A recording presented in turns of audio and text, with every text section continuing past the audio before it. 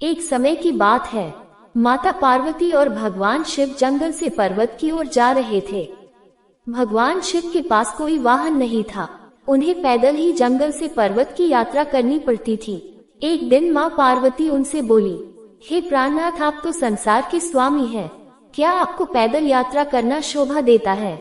शिवजी हंसकर बोले, हे देवी, हम तो रमता जोगी है, हमें वाहन से क्या लेना देना, भला साधु भी कभी सवारी करते हैं। पार्वती ने आंखों में आंसू भरकर कहा, जब आप शरीर पर भस्म लगाकर बालों की जटा बनाकर नंगे पांव कांटों भरे पथ पर चलते हैं तो मुझे बहुत दुख होता है। शिवजी ने उन्हें बार बार समझाया, परंतु माता पार्वती जिद पर अड़ी रही। माता पार्वती को बिना किसी सुविधा के जंगल में रहना स्वीकार था, परंतु माता पार्वती शिवजी के लिए सवारी चाहती थी। अब भगवान शिव चिंतित हुए, भला वाहन किसे बनाएं? उन्होंने देवताओं को बुलावा भेजा। नारद मुनि ने सभी देवी देवताओं तक उनका संदेश पहुंचा दिया। अब सभी देवता घबरा गए कि भोलेनाथ कहीं हमारे वाहन न ले ले। सभी कोई ना कोई बहाना बनाकर अपने अपने लोकों में बैठे रहे। यहाँ पार्वती उदास थी।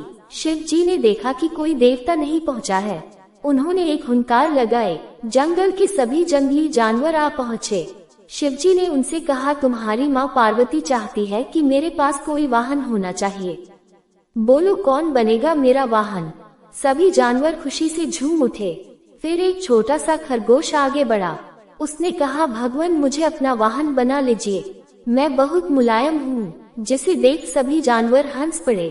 फिर शेर गरज कर बोला, मूर्ख खरगोश, मेरे होते तेरी जुर्रत कैसे हुई भोलेनाथ के सामने आकर बोलने की? फिर बेचारा खरगोश चुपचाप कोने में बैठकर गाजर खाने लगा।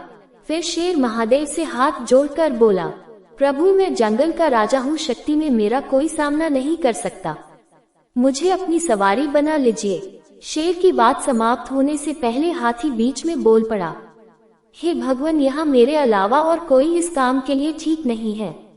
मैं गर्मी के मौसम में अपनी सूंड में पानी भरकर महादेव को नहलाया करूंगा। फिर क्या जंगली सूअर भी किसी से कम था, वह भी अपनी थूथनी हिलाते हुए आगे आया और कहने लगा, हे भोलेनाथ, मुझे सवारी बना लीजिए, मैं साफ सुथरे रहने की कोशिश करूंगा। कहकर वो अपने शरीर पर लगा कीचड़ चाटने लगा। फिर कस्तूरी हिरण ने नाक पर हाथ रखकर कहा, छी, कितनी बदबू आ रही है, चल भाग यहाँ से, मेरी पीठ पर ही भगवान महादेव सवारी करेंगे। इसी तरह सभी जानवर अपना अपना हक जताने लगे। फिर शिवजी ने सभी को शांत कराया और बोले, कुछ दिनों बाद मैं सब जानवरों से एक चीज मांगूंगा, जो मुझे वो ला देगा वही मेरा वाहन होगा। नंदी बैल भी वही खड़ा था। उस दिन के बाद से वह छिप छिप कर शिव पार्वती की बातें सुनने लगा। वह घंटों भूख प्यास की परवाह किए बिना छिपा रहता था।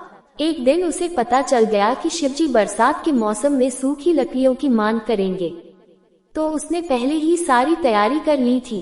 फिर कुछ दिनों बाद बरसात का मौसम आया, सारा जंगल पानी से भर गया। ऐसे में शिवजी ने सूखी लकड़ियों की मांग की तो सभी जानवर एक दूसरे का मुंह ताकने लगे। फिर नंदी बैल गया और बहुत सी लकड़ियों के गट्ठर ले आया। फिर भगवान शिव ये देखकर बहुत ही खुश हुए। वे मन ही मन जानते थे कि नंदी बैल ने उनकी बातें सुनी है, फिर भी उन्होंने नंदी बैल को अपना वाहन चुना। इस प्रकार नंदी बैल भगवान शिव के सवारी बने और फिर सारे जानवर उनकी और माँ पार्वती की जय जयकार करते लौट गए। और ऐसे ही भगवान शिव की अद्भुत कहानियों के लिए हमारे चैनल को सब्सक्राइब करें और जुड़े रहिए हमारे चैनल के साथ। हर हर महादेव बोल।